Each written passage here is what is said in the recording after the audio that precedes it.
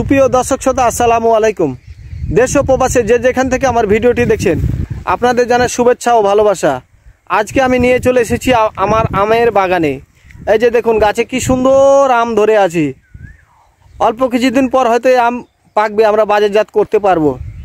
তো এই আম নিয়ে আমার একটা স্মৃতি জড়িয়ে আছে জানেন। তখন আমার ছেলেবেলা 12 থেকে 13 বছর বয়স।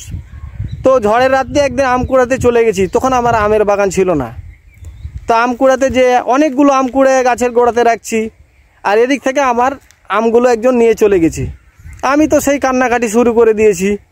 তো কাঁদতে কাঁদতে আমার স্থানীয় দাদা আমাকে দেখে অনেক মায়া লাগছে, তখন আমাকে 1 বস্তা আম উপহার দিয়েছে। তারপর আমি হাসতে হাসতে আমগুলো নিয়ে চলে এলাম। তো যা হোক, সেটা তো ছেলেবেলার কথা।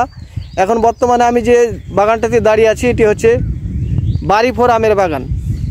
অনেকে হয়তো বাড়িফোর নাম শুনেছেন, আবার কেউ কেউ শুনেননি হয়তো।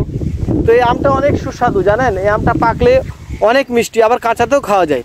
কাঁচাতে খেতে কেশরের মতো লাগে, আর পাকলে তো কথাই নেই, একদম সেই রকম মিষ্টি। এই আমটা আশিনা আমের সাথে পাকে। মজার বিষয় হচ্ছে আমটা 4টাতে 1 কেজি, কোনো সময় 2টাতে 1 কেজি হয়। তা আশা করছি এবারকার হয়তো আমের বাম্পার ফলন পাবো। কোনো গাছে তো এখন দেখতে পাওয়া যাচ্ছে কোনো আমই নাই, অথচ আল্লাহ আপনাদের দুয়ায় আমাকে অনেক আম দিয়েছে। তা আপনারা দোয়া করবেন যাতে আমি আমগুলো বিক্রি করে অভাবটা মেটাতে পারি। তো বন্ধুরা, ভালো থাকুন, সুস্থ থাকুন। আর আমার এই ভিডিওটি যদি ভালো লেগে থাকে, অবশ্যই লাইক, কমেন্ট ও শেয়ার করতে ভুলবেন না।